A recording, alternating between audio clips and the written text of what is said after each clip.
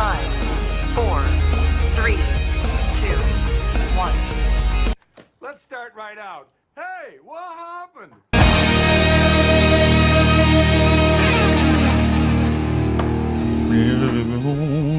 Has its thorn. It's like every night has its dawn. Just like every cowboy sings a sad song. Every rose has its thorn. Ladies and gentlemen, welcome to the show. Welcome to the show. Welcome to the show. Way to go. Welcome to the show. My name is Dean. From right to left or left to right, James DiFiore on my, if you're looking at the screen, immediate left. Below me, under me, which I've been asking for years, Darren Pfieffer from the rock and roll band Goldfinger in the Dangerous Darren podcast. I would love to below you.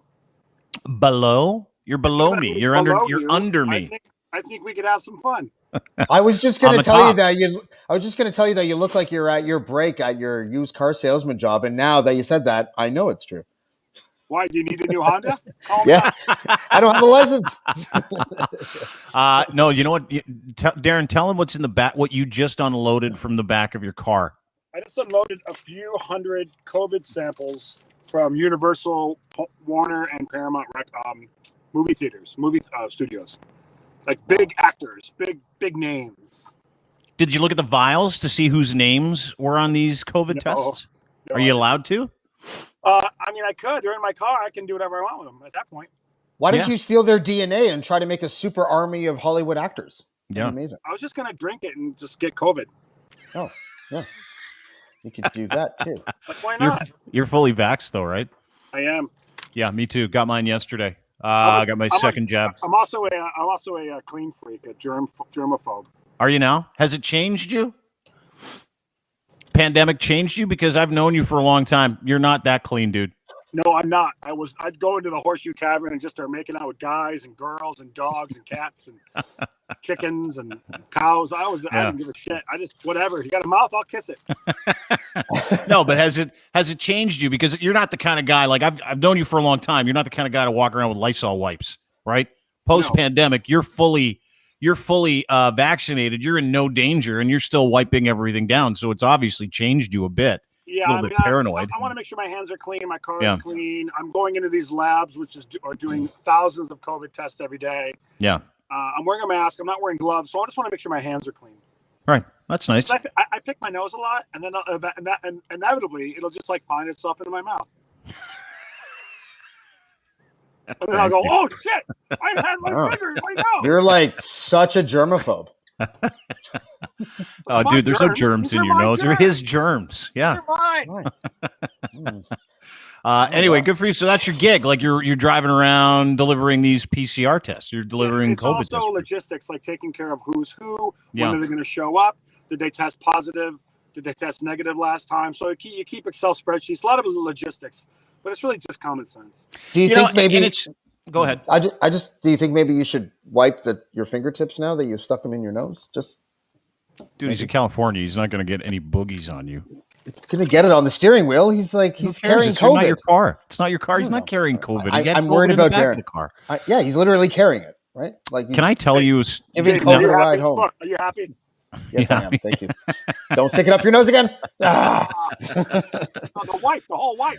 You know, the thing about Darren in this job that kind of bothers me is, as he's been asked to deliver PCR tests, he had like 300 COVID tests in the back of his car like 5 minutes ago, is that Darren told me a story once about 10, 12 years ago about working at a bulk place called Tops in Buffalo. I didn't work there.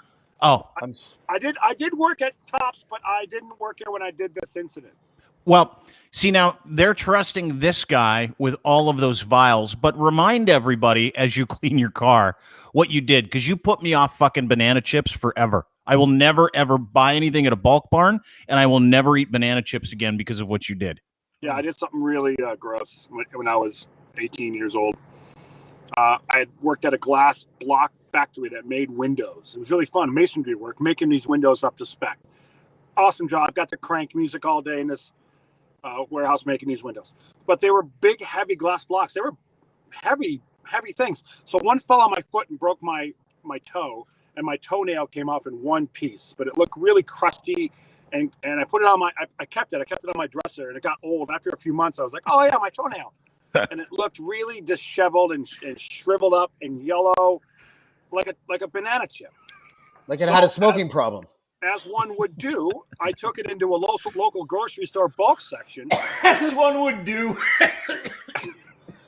And I just dropped it into the banana chip bin and walked away.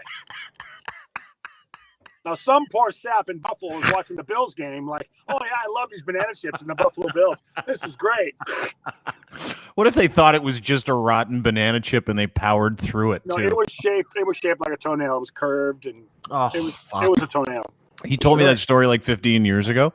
Yeah. Since then, I have never gone into a bulk barn, ever. Because when you think about it, and I don't mean to say something shitty about places that sell bulk food, but it's got to be the most unsanitary way of getting food, right? They've got this massive bin of food, and you open up the bin, and not everybody uses the scooper and just the scooper, right? So you've got people from all walks of life trying to get cheap food.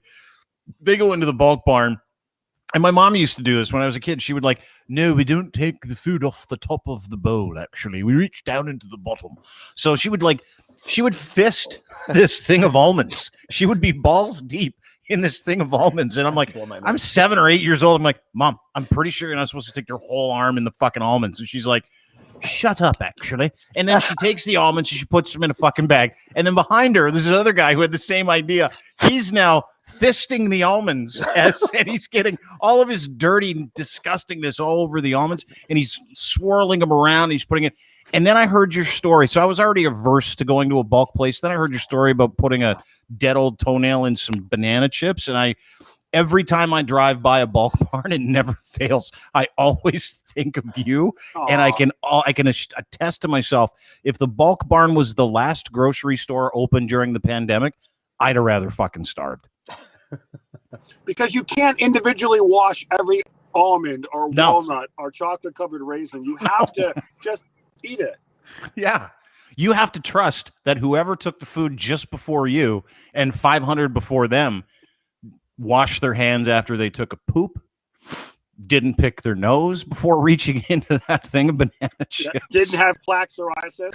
Doesn't have plaque psoriasis.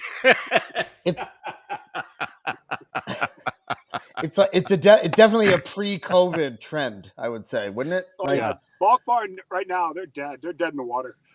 Oh, yeah. No one's going into the fucking bulk barn to get groceries in this time, in this day and age, right? Nobody. Anyway, that's one of the grossest things gross. I've ever. And it wasn't even really that gross. It just stuck with me. It was one of those stories that changed me. It's pretty fucking gross. Like let's not kid ourselves. His yellow toenail was probably in the mouth of Aunt Gladys, during the horse racing event or something, like during a Bills game. Well, I just can't imagine a real football fan eating banana chips anyways, right? So I don't know. Yeah, that's true. It's probably some vegan loser probably had a terrible experience. That's like getting pizza at the opera.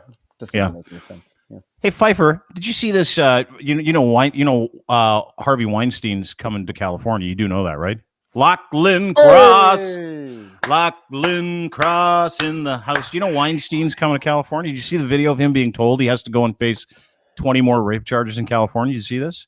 No. Let me play this for you. It's 16:21 at 2:30 p.m. So you should be all set.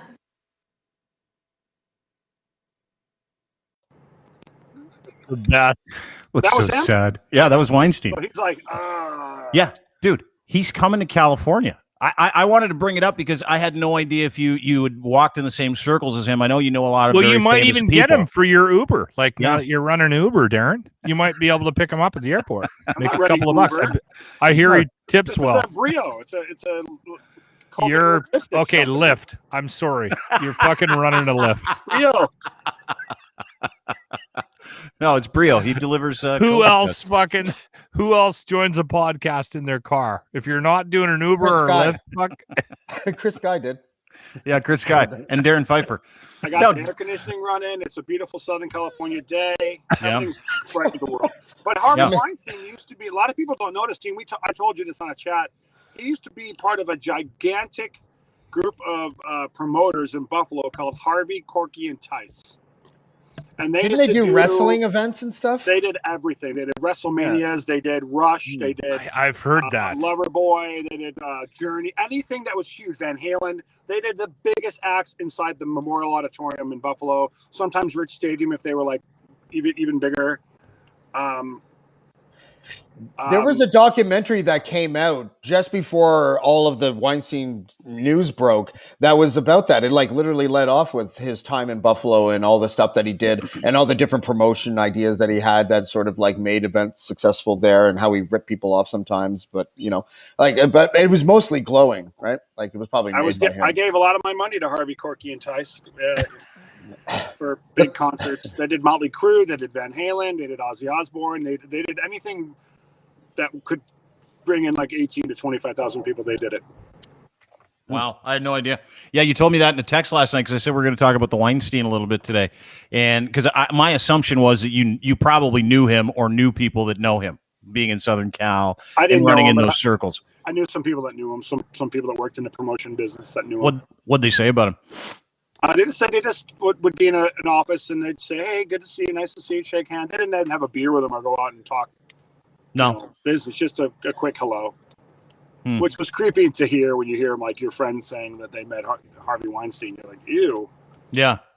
Harvey Weinstein was the best man at my friend's sister's wedding. That's no fucked. way. I swear to God. Which friend?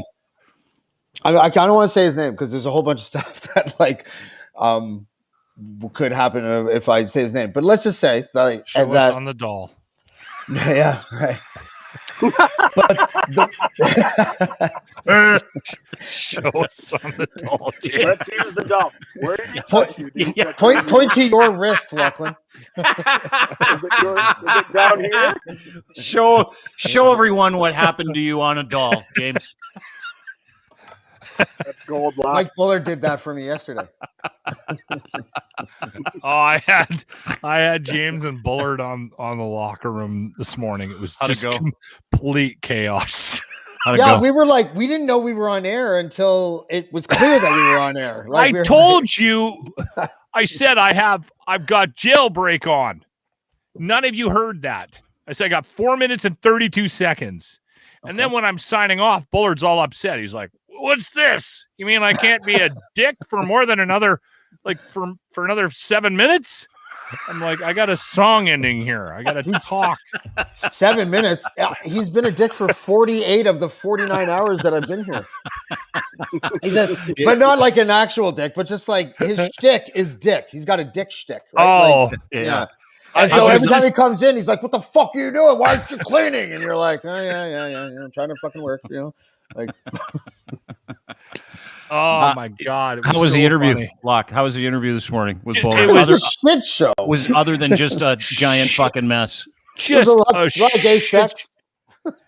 We had about 30 people text and go, "Who's doing the Bullard voice?" And I'm like, "No, that's Bullard." Who does Bullard? That's nobody so I've met. If you don't hear Bullard there, then that's not some comedian that's in town at Yucks this weekend.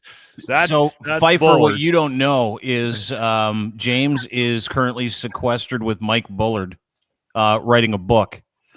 And over the past 2 or 3 days, they've been working on said book in the woods. In a cabin in the woods, working on a book. And yesterday during the podcast, he showed up basically naked. And then James got naked.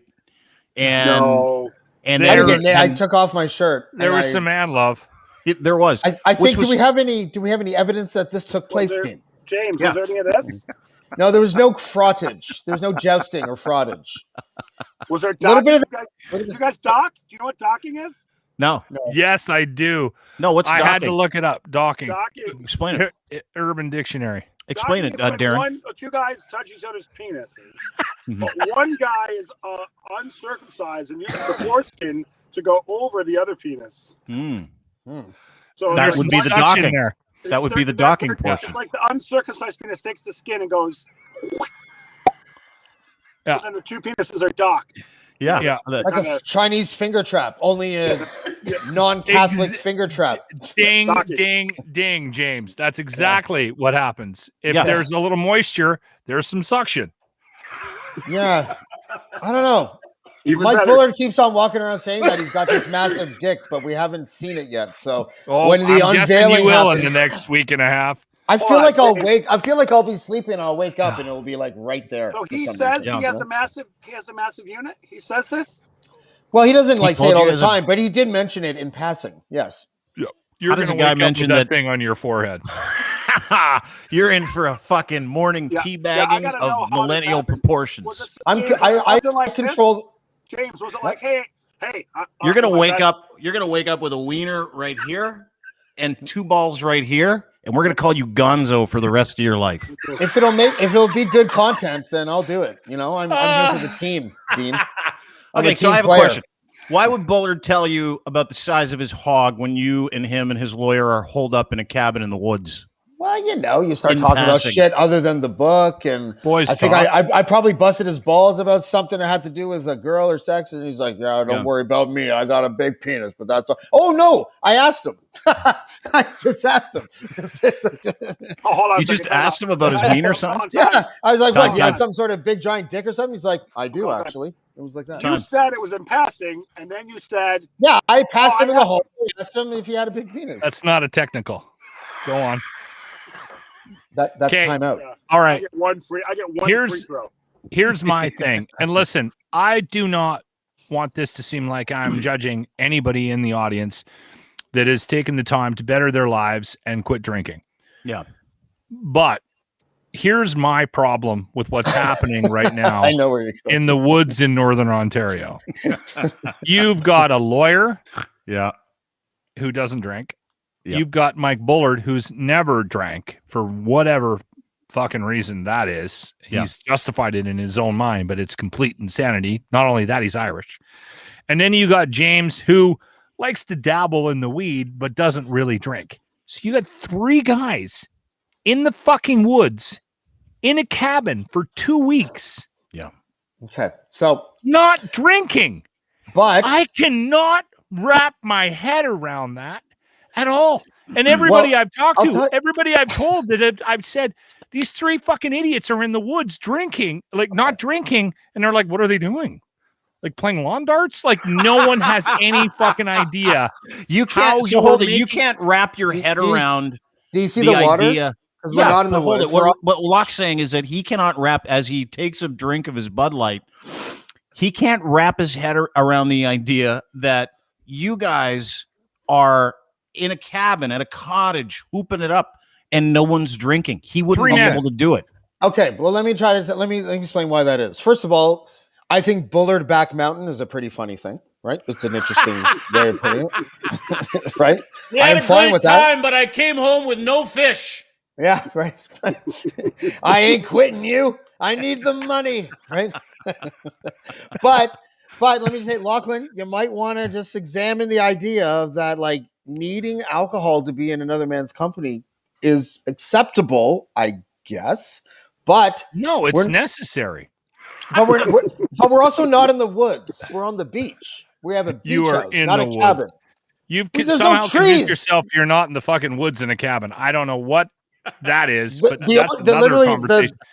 The lake is 50 yards that way, and there's no trees that way. So I don't know. Fine, where- there's a lake. You're in the fucking woods in a cabin with two other grown men, and none you know of what you woods drink. are? You know what That's woods are? fucked. Well, no, it's not that he has. I know it's instrumental for your joke, but we're not actually in the woods. I know. Dude, it's not that he isn't partaking. He's got like a Fine, he skid. smokes a little ganja, but he does He's- that all day, every day. No, And not he's- only that, he's- but I know a girl in Sauble Beach, and she's bringing us shrooms tonight. So there you go. Okay, There we but go. is Is Mike going to do the shrooms? No, Why not? no. You not should a get him to chance. do the shrooms. I would fucking podcast with Mike Bullard on shrooms in a heartbeat. Yeah, Oh my but he would God, never. I mean, but that I'm would not- never. But that would never actually happen. Right? Watch him be like normal. Hello, how are you? I am Michael. Yeah, he won't be a dick. He'll carry a good conversation. He'll talk in complete sentences. Be very complimentary towards you. You know. Watch Mike. The second he has gets some shrooms in him, watch him go from fuck you, clean this up, go fuck yourself to hello, actually. Hello. Yeah. I'm getting up to go get myself a beverage. Hello, James. I'm pouring myself a Tom Collins, actually. Can I pour you one as well? Thank you. If you want to eat the steak now, it's okay. But later is also okay. He gets mad because I graze, right? Yeah. James, could you please pass the mustard? Sure, James. pass me your underwear. Hey, Give me the lawyer's James, underwear. there's no need to be so homophobic about hugging another man in a tank top, James. James, can I Especially since my penis is so sublimely large. Bring it in tight, James. Bring it in tight. James, can you hand me that bag of banana chips, please? If I'm ever in a room with somebody that says "bring it in tight," please shoot me. I don't think you will be, Darren. We went around the table the other day, and we do a little feature called "Is This." Sometimes we playing another round of "Is This Racist?" Yeah, I love this game. It's not another round. It's the same round because Darren was supposed to join us for that cast, and I was excited to get his impression upon it. But you know how people are putting out these like no one cares. You know how people are putting out these literally nobody cares. Like you don't have to verbalize everything that comes into your mind. Same to you. You do know go that. Ahead. Okay, yeah, sorry. go ahead, please. You're correct. So the reason why I wanted to play this for you is because everybody's getting these vaccines, right? And there's this Chinese vaccine, which is a little susceptible. People are wondering about it, and the Russian vaccine. So this was just like a little viral joke that people are sending around to each other. And when James sent this to me, and Locke too, our immediate reaction is it's probably racist. So we want to know from you, is this racist? Reasons why I won't take the vaccine. Hey, bro. Also wanted to let you know that I was in New York this weekend for a wedding, and I got the vaccine, but it was I guess the less researched Chinese one. But they said that so far they haven't seen any side effects. But if I see any side effects, then I'll definitely let you know. But as of right now, there's nothing that I can see that's a side effect for the vaccine. So if you would like to get one, I can make you an appointment. No problem. Hope everything is okay with you, and have a good day, okay? Racist or not, dear?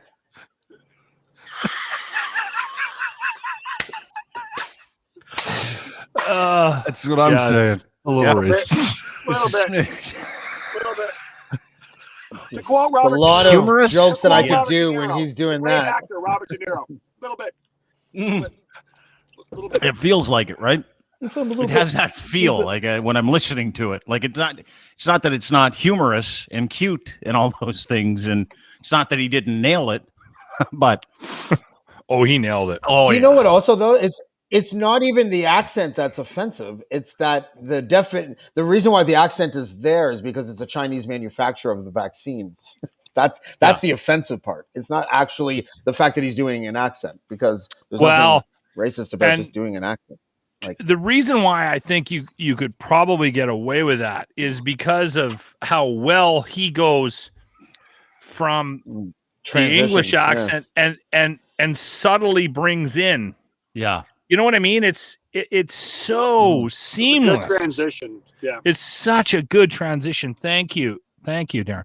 I mean that this brings up a question: like, is it racist to use accents? Because Star Wars got a lot of shit by using when Jar Jar Binks had a Jamaican. What was that? He had a patois accent. Yeah. Patois. People were like, "How dare Lucasfilm and how dare Disney, or not maybe at that point not Disney, but how dare Lucasfilm for making Jar Jar Binks Jamaican? What a racist piece of shit he is." Well, and it wasn't that the Jar Jar Binks was being negatively portrayed either. Like, it was just that he No. happened to speak like that, and that was the language they picked, Yeah. probably from throwing a dart at a spinning globe in LucasArts office space, right? They're probably like, oh, let's give him this little cute little If Jamaican they were accent. trying to be the most annoying character on the show, it worked though. Yeah, it's true. That's true. That's Yeah, true. he But really is even the that, most I hated think, is character racist. in the Yeah. whole Star Wars universe. He's the Yeah. most hated for sure. Yeah, big time. Big time. Is he? Yeah, he is. He's absolutely the most hated character in the I hate entire those Star little Wars fucking franchise. Ewoks. Easily. Do you really? Oh, I can't stand them. Which is amazing because you work with one. Essentially, yes. I don't like the blue elephant that plays. I didn't like the blue elephant that played the keyboards. He always looked at him like yeah. Oh, he was a like dick Hanna too. Barbera character. He was Good a point. dick. Totally, James. Thank you. He's the Mike Bullard. He's the Mike Bullard of Star Wars characters. Yeah, yeah. Do you guys, everybody here double vaxxed? I'm double vaxxed. I got mine yesterday. No big deal. Little shot in the arm. I got mine yesterday. You got So, two. you Darren, had we're the- good. We're full. Yeah. You had I the get mine next Astra, month. You're next month. You got an appointment. Good for you. Locke, sorry, question. AstraZeneca. You Yeah. got and then you got the second one. Moderna, Okay, all right, and you didn't have side effects. 0. None. Really? Okay. The AstraZeneca vaccine felt like shit for 24 hours. Moderna, 0. None. Huh. 0. I would tell you the truth. You got 2 Moderna and nothing? Nothing. Yeah, that means, well, we're specimens. That's too. We're interesting. I physical should talk to my specimens. wife about that because I've had a couple of conversations with some double Pfizers and they got hit hard. Yeah, I had the loser one, the AstraZeneca at the front too. end. me too. And then they told me that I'm either getting Moderna or Pfizer for the next shot. Right. So, and I'm getting mine on Friday, next Friday. So a week today. So let me give you the details of this Moderna versus Pfizer. If you got an AZ shot as your first one, right? That is the big thing that a lot of That's people the are big upset question about. mark. Yeah. And you know, after 16 months of lockdowns and 30,000 dead Canadians, what bothers me now isn't that people are angry about having to get vaccinated. What bugs me now is that people are trying to tell us that there's one vaccine that they prefer over another, and they're getting angry that Pfizer clinics are filling up and Moderna clinics aren't.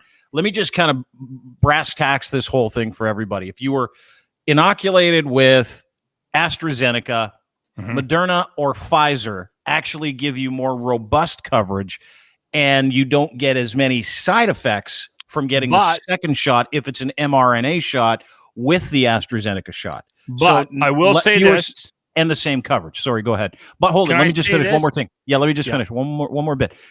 The biggest reason for people to go and get these mixed doses is this Delta variant of concern, the Indian one, and I'm not being racist.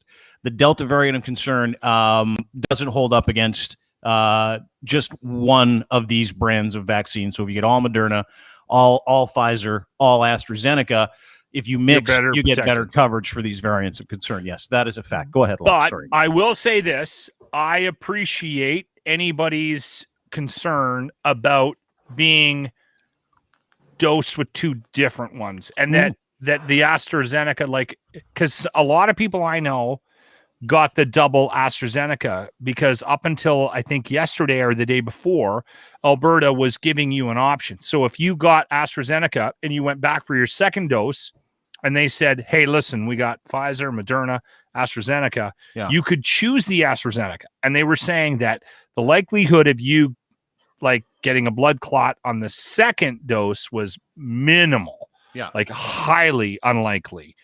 And it was highly unlikely on the first dose. But if you already had the first dose and you didn't get anything like that, any major side effects, and I know people that chose the AstraZeneca, and I think that's an okay thing to do. Oh, totally. I understand. I was corrected by a saying. doctor. Yeah, I was corrected by a doctor yesterday who said, and I quote, "You can still get the AstraZeneca vaccine upon request if you want it. They're just not handing it out as one of the three. They're just going with two because we've got millions and millions and millions and millions and millions of these mRNA vaccines. So to be fair, that might be an Ontario thing and not an Alberta thing or a Saskatchewan thing because we have people listening right across the country, right? Yeah, I know we have people listening in BC right now. It's a Canada-wide thing. Is it a Canada-wide thing? Okay, thank you for That's asking. also another life hack. Subway will give you extra sub sauce if you just ask. They won't even charge you. He knows that from his side gig of delivering food on the weekends. Yeah. I shudder to think what you put in the sub sauce at one time, Darren.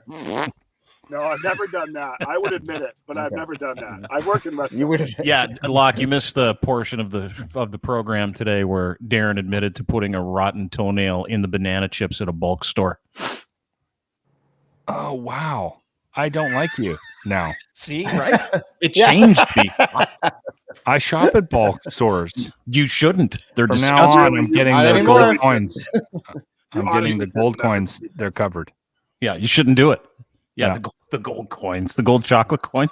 So, Dean, let me get this straight. So you can get AstraZeneca, Pfizer, or Moderna, or Coke and Sprite. Like those, that's the option. Yeah, you can get. Listen, it's just about getting a vaccine. It's about if you got the AZ, good for you. And they're not doing it in Canada anymore because NACI, which makes the recommendation to the Canadian government saying, hey, if you've got all the mRNA vaccines, you might as well just remove the risk involved with thrombosis, right? So go ahead and do that. Thailand is doing. Do you hear what Thailand is doing? What's that? I'm not making this up. It's absolute. It's on the news. It's on CNN. Thailand is saying if you come and get a vaccination, we'll give you a free chicken. That's true. That's true. I always worry about him because Darren does a lot of setup, and then his stuff is bullshit. Yeah, but honestly, I think they were giving away chickens. That's the word. Funny. Yeah.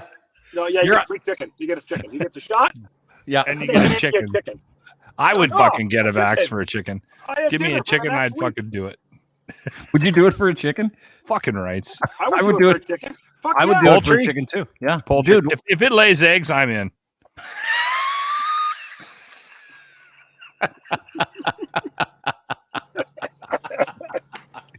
We got to take that soundbite out. You're funny, Rock. If it lays eggs, I'm down. That's how I met my wife.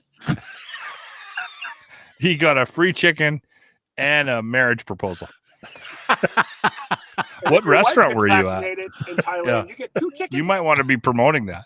2 fucking chickens. Okay, so I did some reading. A chicken and a fucking wife. I did some reading on those vaccines, the chicken, and they're giving 1 chicken away to every person that gets vaccinated, but the chicken's alive. Well, yeah, you have to kill it. Yeah. No. You don't kill it. You put it in the backyard. It's like the IKEA chicken gimmers. Yeah. That's what it is. How's you gotta put the chicken together? How's the Alberta lottery, Locke? Speaking of incentives, I know that you actually entered it. And just to recap, Alberta has a vaccine lottery where they're giving a few $1 million away. But the key is you have to have at least, and I did the research, you have to have at least 1 shot to be able to qualify for the vaccine. So because of rules and regulations revolving around lotteries, anybody can enter a lottery. Like if you're Subway, for instance, and you're giving away free chickens, you can't say you have to come in and buy a sub to get the free chicken. You have to allow everybody. That's the rules.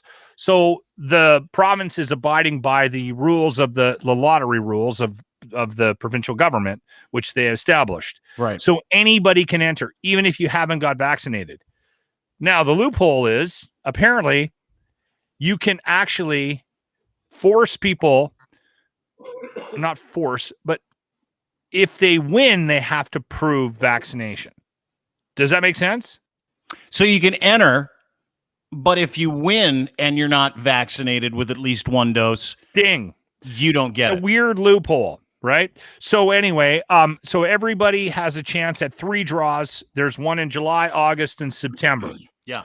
The first one, which will start in a week, as soon as we hit 70%. Mm-hmm.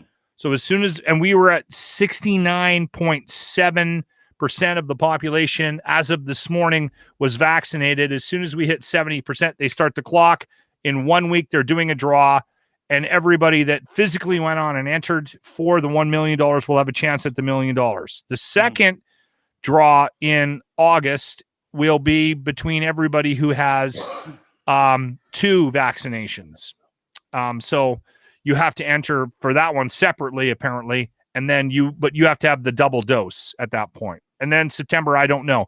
But they've also thrown in some other incentives like trips and stuff like that. So there's more than just the $1 million that they've thrown into it. And I just think, like, if we're being honest, it's fucking bizarre that they're asking people to go get vaxxed, and the incentive is a bingo. Like, it's crazy. Is it not? Like, you're absolutely right. The California has just the other day we gave away $10 million prizes, and Gavin Newsom, the governor, was like, "Oh, you ready for the big draw? Here we go!" And he spun a wheel. It's crazy. And the fact, you're right, it's insane. The fact that you have to say to people, "Hey, get vaccinated." Oh, you don't want to get vaccinated? Okay. Well, why don't we have some sort of $1 million giveaway just so you can go get vaccinated and get in this fucking vaccination lottery? It's absurd that there's a portion of the people in Canada, in America, or anywhere that are so anti-vax they have to be coaxed with $1 million. But it's working. It's working because these people are dumb, and they're going to go, "Oh, I just got to get a shot, and then I'm in for $1 million. Count me in." Yeah. And they look at the odds of how many people are involved in something like that. You're like, you're a fucking idiot if you live in Alberta and you don't get a shot so you can get into this lottery that is only available to Albertans, right? What is there, a couple million people in Alberta? That's a better chance than winning the fucking lotto. But that's the fun part, is that every one of those people that has stood by their morals and stood by their Lord and Savior Jesus Christ has a real dilemma on their hands if they don't have any money. They're like, ding. I wonder if God will see me go and get this vaccine. Because that is what people are doing. They're just full of shit. This proves that they're full of shit. What was the percentage number that went up when they announced the lotto? Oh, I don't know that number, but I'm sure it's okay. I'm sure it's like I don't think Alberta is where they are if they don't vaccinate like they've been vaccinated. But just to further your point, to prove that these conspiracy or anti-vax people are so fucking fickle. I did this little thing the other day just for my own edification. Are you vaxxed or getting vaxxed? I believe they call these straw polls, ladies and gentlemen. Yep, 91%. So that was encouraging. 9% are completely fucking stupid. They said, no way. So the reason why I did this is I thought, I want to see how many of these people that follow us, that listen to us, that enjoy the content and kind of identify with our beliefs, how many of those people are legitimately going to get vaccinated? 91% of people. So it's only 9% of people that follow us. I'm sure if, Rebel News took the same poll, it'd be very fucking different. But 9% of people are either lying or they'd be willing to pass their morals for a chance to win a couple $100. Like that's what these are. People we shaming that 9% enough? We should.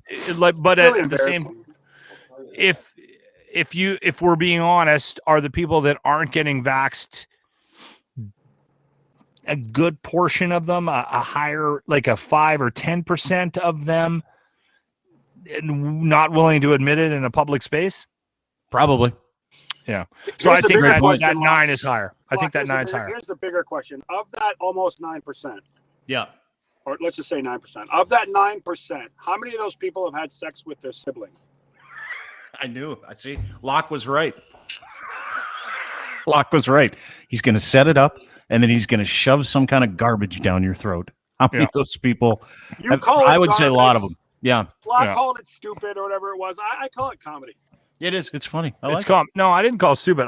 I knew. I always know what you're doing, but I always want to. I always want to know at the front end. Yeah. Seriously, these people, they probably have not graduated high school. They probably don't have a passport. They probably never left their province or state. They probably, think that Trump was the best thing since sliced bread. They're probably following QAnon. I mean, these part-time jobs are probably careers to most of those people. Yeah, they're like, I'm going to be Subway manager in 3 years, Mom. You proud of me? Oh boy. Something like that. Like, it's just pathetic. Yeah, but those people are willing, they won't get the vaccine if someone else tells them to, like science.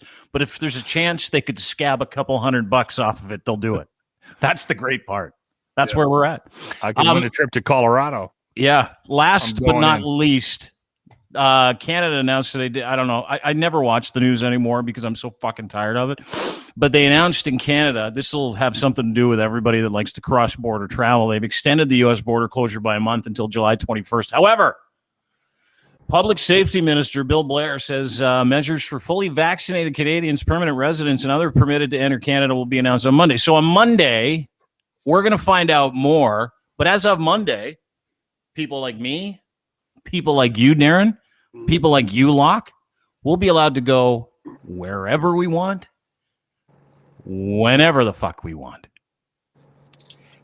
And I've kind of started to think about the fact that there's going to be a lot of people that aren't getting vaccinated. 9%, right? That's probably a national average. It might be a little bit higher. Maybe 12% of the population won't get vaccinated. And then I started thinking about how airlines are going to demand passports, vaccine passports. Certain provinces are asking for vaccine passports. I don't know how they're doing it in California, but it's fucking time to do these vaccine passports, right? Like it's time to start talking about and no ill will to those who haven't been vaccinated, the 9% that still refuse to, even if you do get a free chicken out of the whole thing. A lot of those people are wasting our time and they're wasting money and they're killing the economy. And I want to know if the government's serious about moving on, whether or not we should just open up for completely fully vaccinated people and that's it. Like just fully vaccinated people. Doesn't that make a lot of sense financially, emotionally, spiritually for this country? Wouldn't it make sense to take bars, restaurants, concert venues, movie theaters? If you're fully vaccinated and the CDC and the Canadian Medical Association say, hey, if you're fully vaxxed, indoor, outdoor, don't need a mask, have a great time. Why are we fucking... The fact that we're not doing it, I think says one thing, and I think the thing that it says is we as Canadians, and in a large part in the United States this is happening as well, are overly concerned with upsetting that segment, that 10%. They're doing it, though. They're doing it. I mean, the Foo Fighters concert the other night, you couldn't get in unless you were vaxxed, fully vaxxed. By the way, can we go back to the beginning of that statement where you were talking about people like you, people like us? That sounded like a Moxie Fruvis song. I just wanted to point that out. Worst band ever. Yeah. I wouldn't disagree with you, but I think we are going to get to a point where if this continues to hang over our heads, there is going to be more and more businesses and organizations that are going to require a proof of fully vaccinated citizens before they allow you to partake in whatever it is service they're offering. And I don't think that businesses should be shy about asking for that. I don't think I fully agree. I don't think they should be concerned about the fucking assholes outside protesting it. I don't think it's going to last, but I think it's going to happen. I don't think it's going to last. What don't you think is going to last? Yeah, you don't think vaccine passports will last? Yeah, I don't think so once our last wave is here and comes and goes, I don't think that we're going to be in 7 years from now when COVID has been, they say it's going to come back like a seasonal thing. Like, do they think it's going to come back like the way the flu comes generally between October and February? That's what I heard. So. I don't know if that's true or not. Yeah.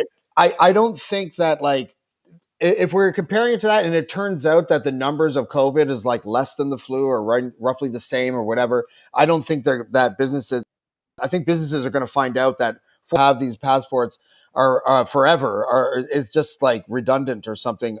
There is a good argument, not made by Max Bernier, but there is a good argument about the requirement for the first time ever after polio and smallpox and all these other things that we've gone through to all of a sudden require by law Canadians not being able to experience the full freedom of every other citizen, even if it is through private companies, because of a passport requirement. So I think that we all kind of want to be safe and we think it's a good idea right now. And I think that eventually that's going to get watered down in maybe 3 years or something or less.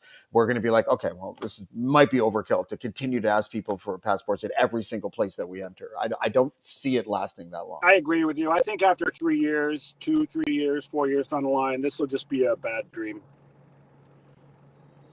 The whole experience, the whole COVID experience. Are you vaccinated? Are you not vaccinated? You're right. Passport this, passport that. After 3 years, 4 years, I think we're going to be back to 1,000% normal. Yeah, but in the meantime, are we for passports? Hands up. Yeah, we're for exclusionary passports. Darren, You are?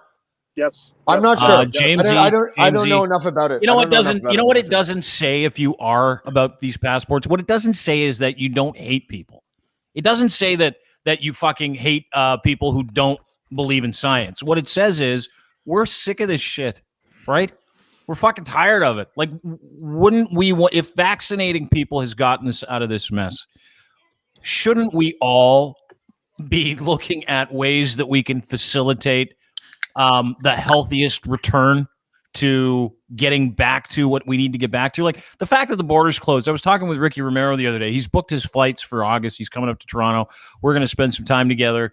And he's like, do you know if I have to quarantine? I'm fully vaccinated. My wife's fully vaccinated. Kids aren't vaccinated. And he's literally been stressing out over the past like 2-3 weeks over whether or not he's going to be able to come up to Toronto to see his friends and his family. And his wife's going to be able to see his friends and his family. But he's fully vaccinated, right? And when he gets here, he won't be able to go anywhere and do anything because we're not open, because 9% of us won't get vaccinated. Like, that's fucking bizarre. We're staying closed for people who, and businesses who should be doing business, should be going out. I think we're being a little overly cautious now, especially in Canada. Yeah. And I understand it, but I think we're at a point now. But the problem is we can't have this conversation.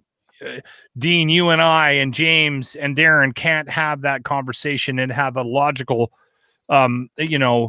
repertoire back and forth about it, because if we do, we just get thrown into the fucking Chris Sky, portion of it. But I think Canada has, in some situations, overextended where we're at right now with respect to restrictions for the overall population.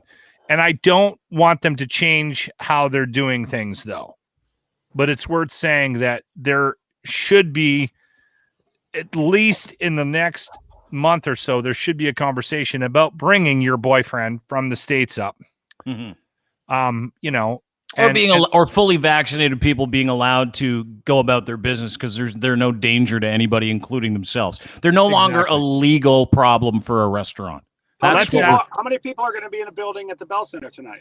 Do they have 3,500. Yep, 3,500. Yep.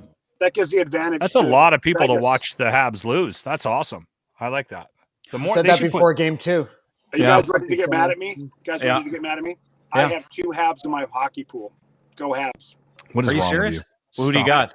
I got Toffoli and Suzuki. Oh, and they've been fucking incredible too, right? Nah. Yeah, Toffoli was great. It was in the 13th round, 14th round. I was running out of guys. I'm like, fine, fuck it. I'll pick 2 Habs.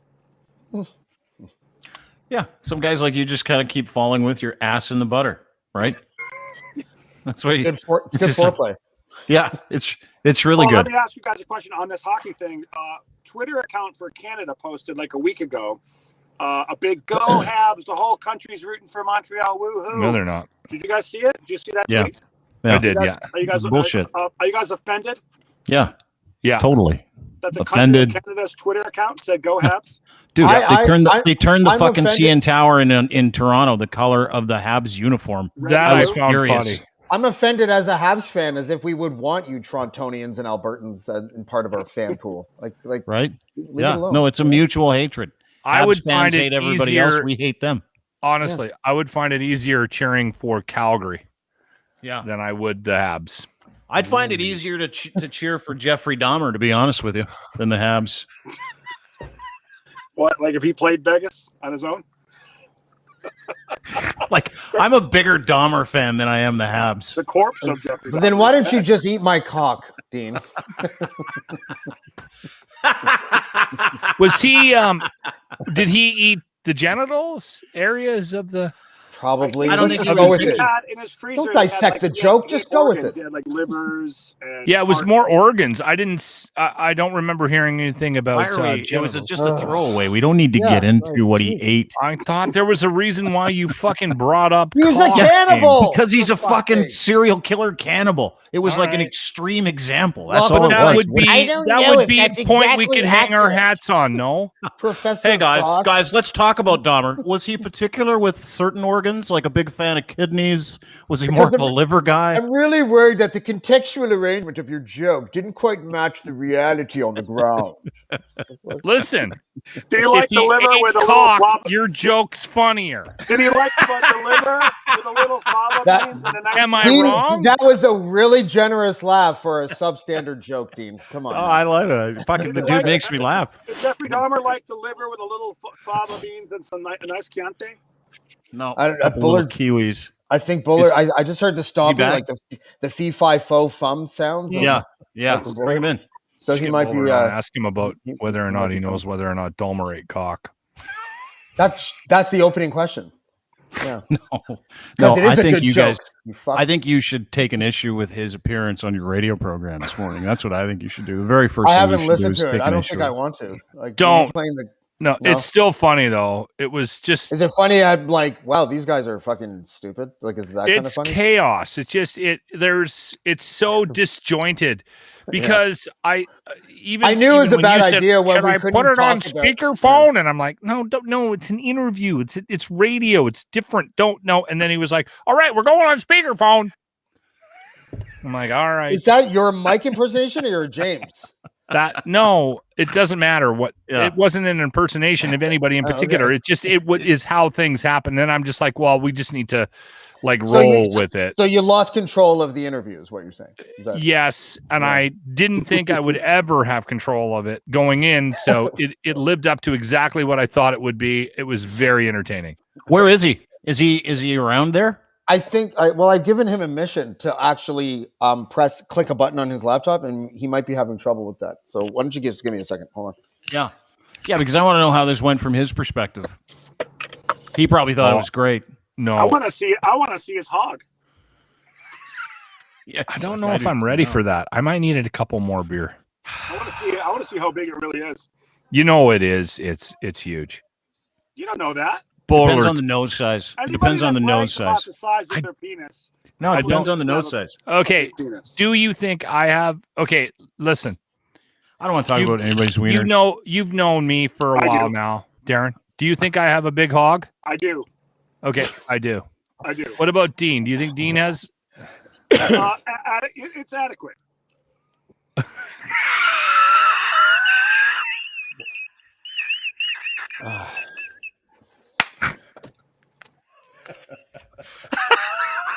Turned me on. And that's the nicest Darren will ever be to you. Just called my dick adequate. This is my last appearance on the Dean Blundell Show. Thanks for having me on. It's great to see you guys. Well, you guys know what determines dick size, right? Is nose size. Listen. I don't know why, but I can look at a guy and I can tell whether or not he has a decent size hog. Yeah, I know. Thank you. The reason I'm laughing is because I would have probably said the same thing about Dean. James, though, James is swinging balls. Like, I bet he has a No. eggplant in his pants. James right here. Sorry. No, I'm not very proportionate, and I'm very short. Just so you know, it looks pretty tripodish when I take my clothes off. Called it. I called Locke. I said Locke has a hog, and he does. I do. Yeah. According to a new news study, they said that men with larger noses often have larger penises. They don't know what the correlation is, but doctors did a study for 5 years of guys with big noses, and they're like, guys with big noses have big dicks. It's a fact. Yeah. Sorry, guys. I don't know what you're talking about, Dean.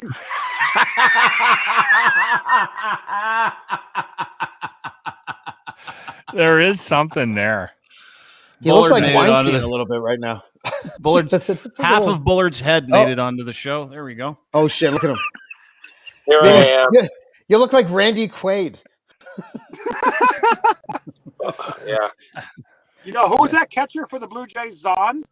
Yeah, Greg Zahn. Greg Zahn? No. Yeah. No? No. He looks Can't like tell you Churchill. How flattered I am to be in this beauty contest period.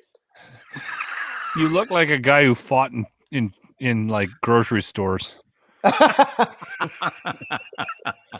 He's a Walmart wrestler. Yeah.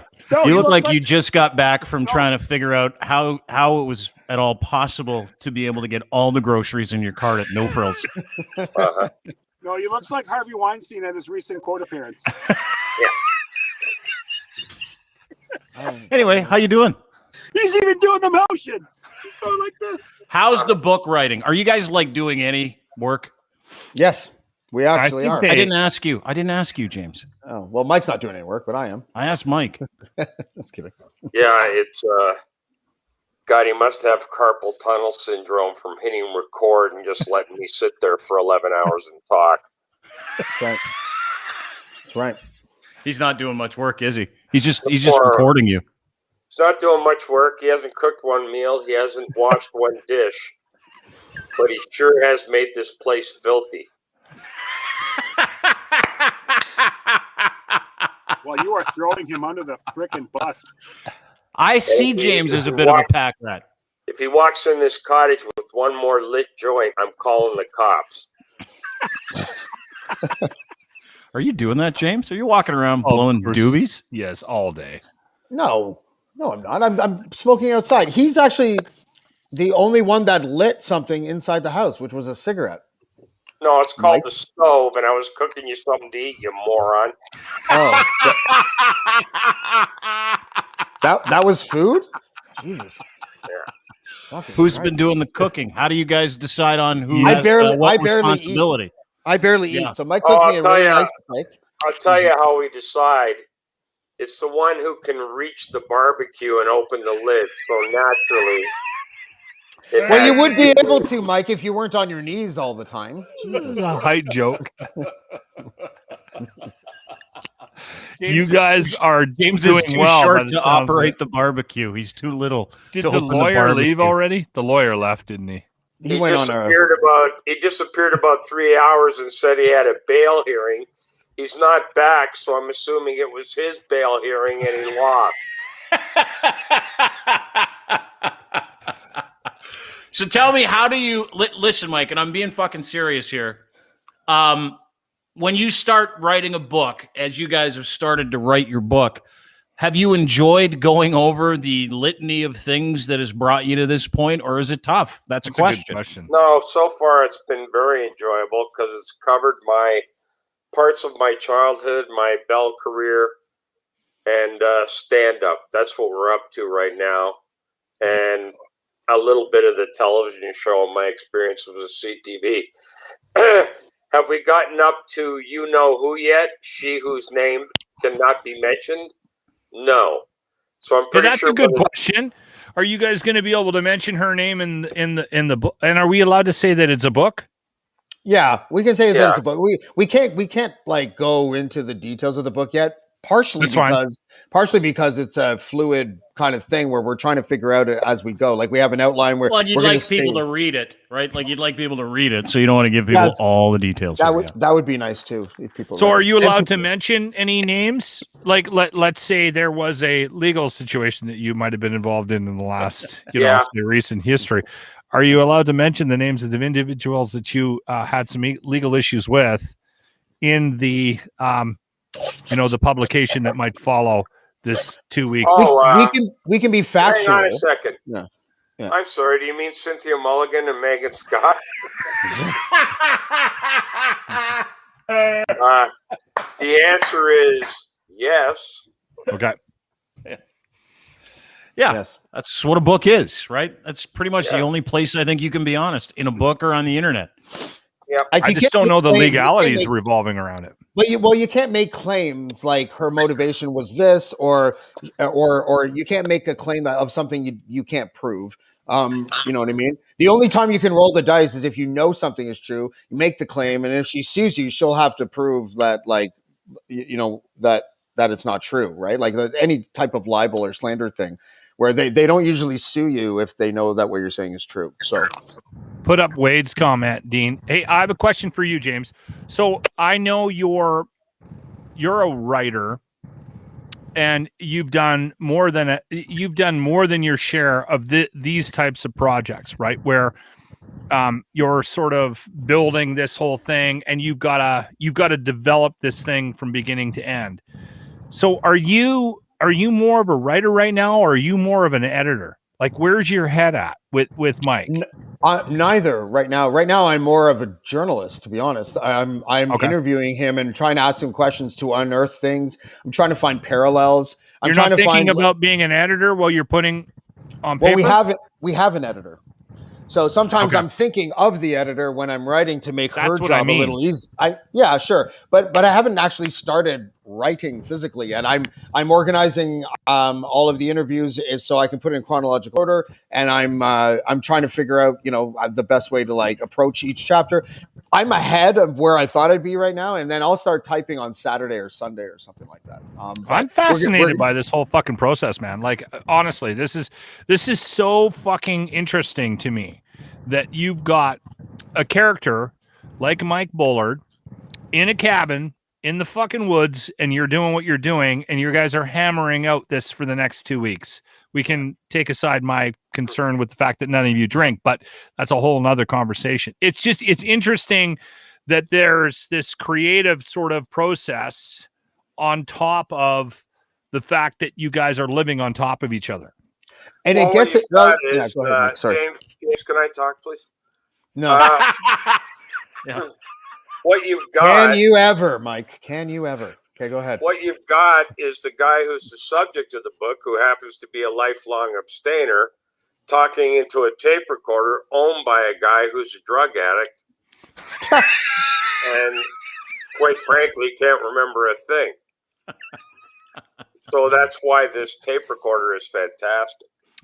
Yeah. Really, we should all just praise the tape recorder. He's doing the real work, right? Are you? Is this something that you have to have your lawyer present for when you're writing this kind of shit? Obviously, he's there. I hope not, because he fucking disappeared about 4 hours ago. He's like the lawyer, and he's like the lawyer in Fear and Loathing in Las Vegas, right? That's right, exactly. He took off in a pair of Roots sweatpants and the ugliest fucking sweatshirt I ever saw in my life, and a Bluetooth, and a pair of Beetle boots. He looks like my dad on vacation in 1966. So Rufus. I don't know where the hell he took off to. Does Rob drink? No. What the fuck? There's 3 of you in that. Like, what is? I don't know what you're doing. Pot and shrooms. Yeah, but I know Bullard does none of that. Yeah, but Bullard doesn't need any of that shit. Guys, can you imagine? He's organically belligerent. Imagine if he was on alcohol. I would be dead. I'd be floating in that fucking lake of water because we're not in the woods. I had a girlfriend who said that she assumed, given mood swings, that if I was an alcoholic, I'd be the sweetest, kindest human being on the face of the earth. She's wrong. she is incorrect.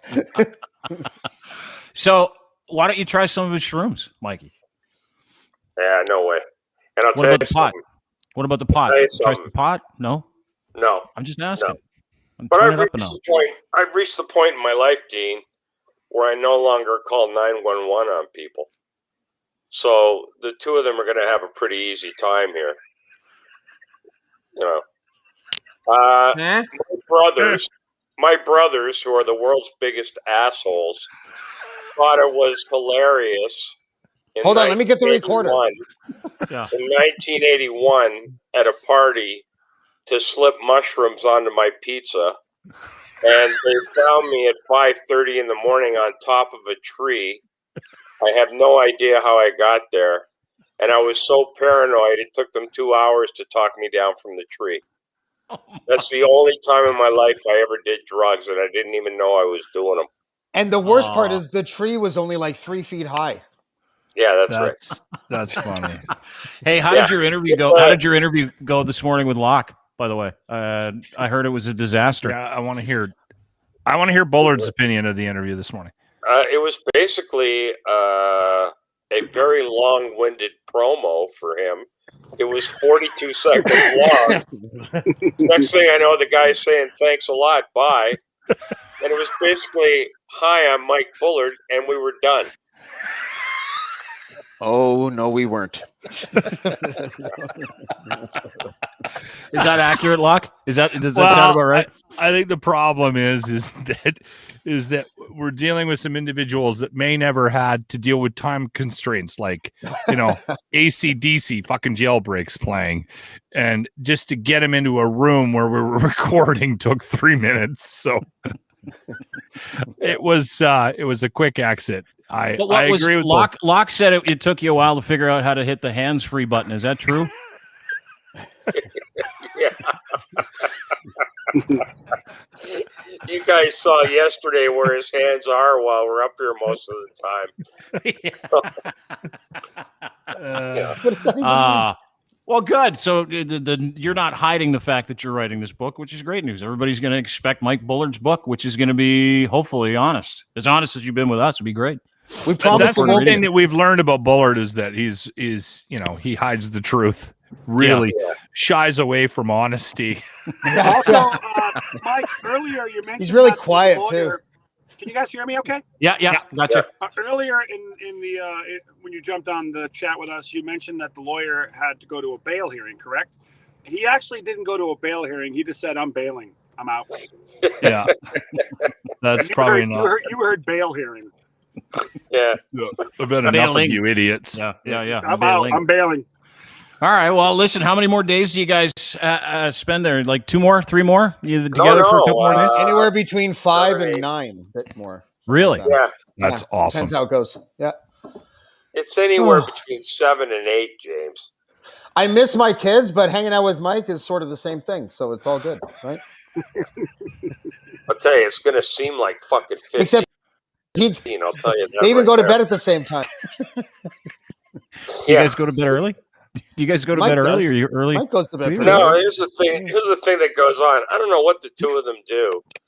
They got this stupid thing. Somebody, when they were kids, or some doctor, told them it's better to eat anything you want after midnight.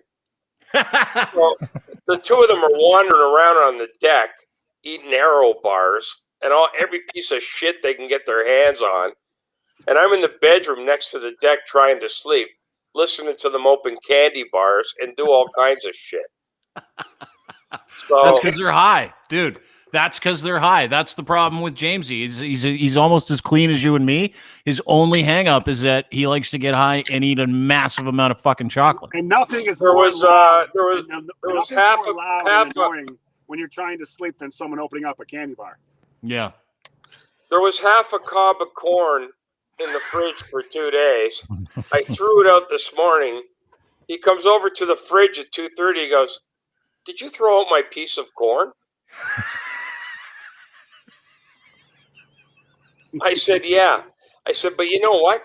I'm really starting to dislike you. So I'm going to stop throwing out your 2 and 3 and 4 day old food by this time next week." And hope to get food poisoning.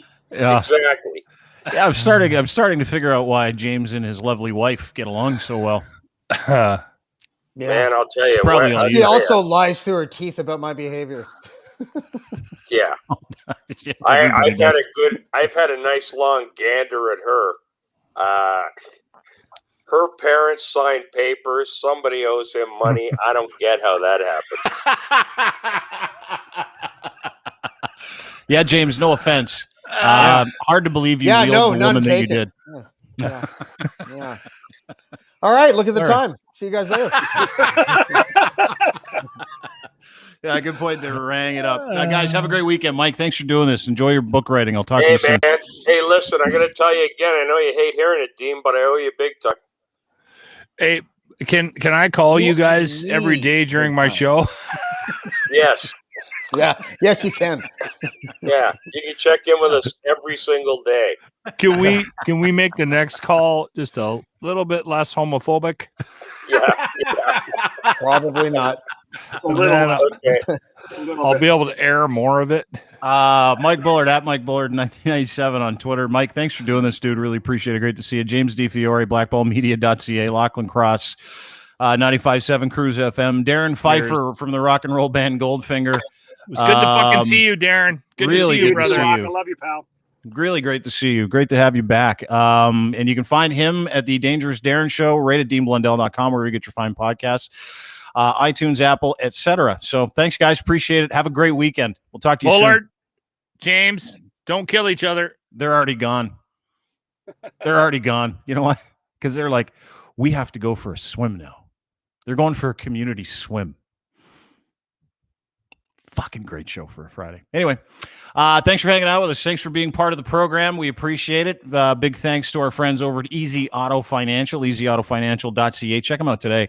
They do subprime lending, and they'll take care of your financing. It doesn't cost you a thing, and there's zero obligation. They'll hook you up with the car you want, the dealer you want, financing, vehicle, phone numbers, contact. They take care of absolutely everything, including finding you the car you want. Go to easyautofinancial.ca for more information. Domination.com. Go to dmntm.com. Check them out if you produce content like we do. Super easy to do it. Free to try. You just feed your file into this artificial intelligence thing called dmntn.com. And it comes out with 75, 80 pieces of content that you take you like fucking hours to do. Minutes. dmntn.com. Check them out today. Hello to our friends at Blue Microphones. Go to bluemic.com or at Blue Microphones on Twitter. Check out their full offering, gaming, podcasting, streaming. They've got microphones. They got headphones. They've got everything you need, including XLR and USB mics, including the Blue Yeti X, which I use. You can use them today as well. Go to Blue Microphones on Twitter or at Blue Microphones on Twitter, bluemic.com for more information. Check them out. They're fucking awesome. And a hello and a very special thank you to Ed's Fine Imports. Hey, Ed, I'm coming in tomorrow. Got to pick up some pants. Had them hemmed. Got some hemmed pants. Plus, lost a little weight. So stretchy pants don't have to stretch as much. 34 heritage jeans, but really it's the Gitch. His own branded underwear. Go and get them today. Order them online from Ed, edsfineimports.com today. He's got boxer briefs, super comfortable, called Gitch. Gitch3 is your promo code. Enter it when you check out, and you'll get a free pair of underwear. Send it all to you. You can do shopping. It's clothing for men and boys, edsfineimports.com. Have a great day, everybody. Join us at deanblundell.com. Sign up for the newsletter there. Until then, we will see you soon. Have a safe weekend. Do yourself a massive favor.